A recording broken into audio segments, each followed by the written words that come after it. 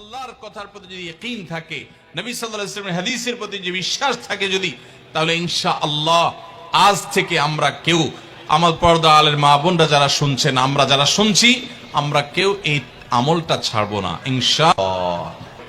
সারাদিনে আর কোনো আমল করতে পারি আর না পারি, নফল আমল হিসাবে এই আমলটা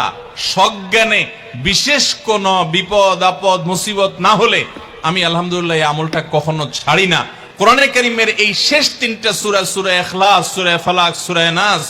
এগুলোকে যত বেশি সংখ্যক বার নবী সাল্লাল্লাহু আলাইহি ওয়াসাল্লাম পড়ার নির্দেশ দিয়েছেন, তিনি নিজে পাঠ করতেন, এত বেশি সংখ্যক বার অন্য আর কোন দোয়া, আর কোন সূরা, আর কোন আয়াত, আর কোন কিছু পাঠ করার নির্দেশ আমাদেরকে কোরআন হাদিস দেয় নাই। এখান থেকে এই তিনটার সূরা যে আল্লাহর কাছে কত গুরুত্বপূর্ণ, নবী সাল্লাল্লাহু আলাইহি ওয়াসাল্লামের কাছে